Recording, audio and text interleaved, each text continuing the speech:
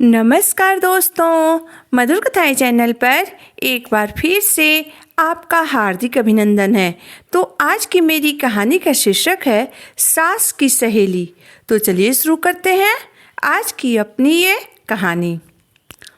आज रंजना की सास बहुत खुश थी। उनके चेहरे की चमक और किचन से आ रही पकवानों की खुशबू दोनों की एक ही वजह थी कि आज लंच में उनकी एक सहेली आने वाली थी। उन्होंने एक दिन पहले ही अपनी बहू रंजना को अपनी सहेली के आने के बारे में बता दिया था और कल ही उन्होंने रंजना के साथ बाजार जाकर अपने दोस्त को देने के लिए एक महंगी सी साड़ी भी ले आई थी। आज सुबह उन्होंने रंजना से पहले ही उठकर नहा धोकर तथा सज धज कर किचन में घुस गई और बड़े जतन से पकवानों की लिस्ट में से एक के बाद एक व्यंजन बनानी भी शुरू कर दी। आज वह काफ़ी खुश नज़र आ रही थी, पर रंजना बेमन और बनावटी मुस्कान चेहरे पर सजाए काम में उनका हाथ बटा रही थी, क्योंकि आज उसके मायके में उसके माँ का जन्मदिन था और वह सास की सहेली के आने के कारण अपने मायके नहीं जा पाई थी।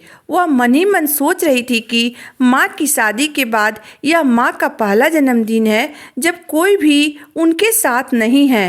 रंजना यहाँ ससुराल में थी और उसके पापा ऑफिस के काम से शहर से बाहर गए हुए थे और उसका भाई विदेश में नौकरी करता था।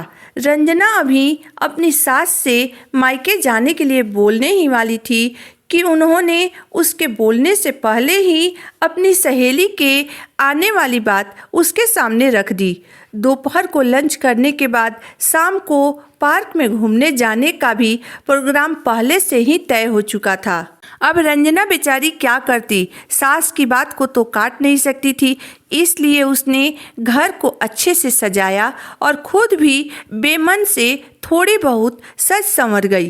तभी घर की डोरबेल बजी। डोरबेल की आवाज़ सुनते ही उसकी सास दौड़कर दरवाजे पर गई और अपनी सहेली को देखकर खुशी से झूम उठी और उन्होंने उनके स्वागत के लिए रंजना को ही सामने खड़ा कर दिया। परंतु रंजना ने जब घने गुलदस्ते के पीछे छिपा हुआ चेहरा देखा तो उसकी आंखें फटी की फटी रह गई। उसके आश्चर्य का ठिकाना नहीं था, क्योंकि सामने उसकी माँ खड़ी थी। वह अपनी माँ को देखते ही बोली, माँ आप यहाँ? तभी पीछे से उसकी सास बोली, क्यों, समधन की सहेली नहीं हो सकती है क्या? उसकी माँ ने आगे बढ़कर उसे गुलदस्ता पकड़ाते हुए बोली, सरप्राइज है बेटा, अपनी माँ को जन्मदिन की बधाई नहीं दोगी क्या? रंजना चुपचाप केवल अपनी माँ को निहार रही थी।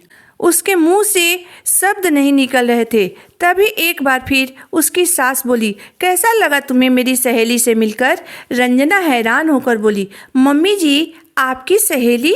उसकी सास ने हंसते हुए कहा, हाँ मेरी सहेली। मैंने झूठ थोड़ी ना कहा था कि मेरी सहेली आ रही है। क्या तुम्हारी माँ मेरी सहेली नहीं हो सकती है? तभी रंजना की माँ बोली, बिल्कुल हो सकती है बहन जी। जो सास अपनी बहू को बेटी जैसी लाड दुलार करे, सिर्फ वही समधन को दोस्त बना सकती है। यह कहते हुए रंजना की माँ ने आगे बढ़कर रंजना की सास को गले से लगा लिया। यह देखकर रंजना के मन में अपनी सास के लिए प्यार उमड़ आया और उसने खुशी से अपनी सास की हथेलियों को चूम लिया और उनके सीने से चिपक गई।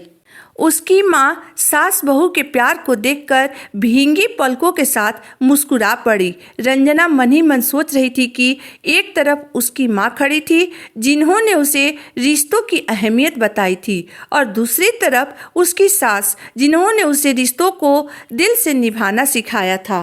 रंजना उन दोनों को देखकर मन ही मन मुस्कुरा रही थी और उन दोनों के बीच खड़ी अपनी किस्मत पर इतरा रही थी कि भगवान ने उसकी किस्मत में एक नहीं दो माँ का प्यार दिया है। आज उसके जैसा भाग्यशाली इस दुनिया में कोई नहीं है। तो दोस्तों, आज की मेरी कहानी यहीं तक थी। दोस्तों, अक्सर हमारे समाज में यह कहा जाता है कि सास कभी माँ नहीं बन सकती है, परंतु अगर बहू बेटी बनकर रहे तो सास भी माँ बनने की कोशिश जरूर करती हैं। इसमें आपकी राय क्या है? आप मुझे ज़रूर बताइएगा। अगर आपको मेरी कहानी अंत तक पढ़ने और सुनने के बाद पसंद आई हो तो मेरे वीडियो को लाइक कर दीजिएगा, चैनल को सब्सक्राइब कर दीजिएगा। तो फिर मिलते हैं एक नई वीडियो, एक नई कहानी के साथ। तब तक के लिए धन्यवाद।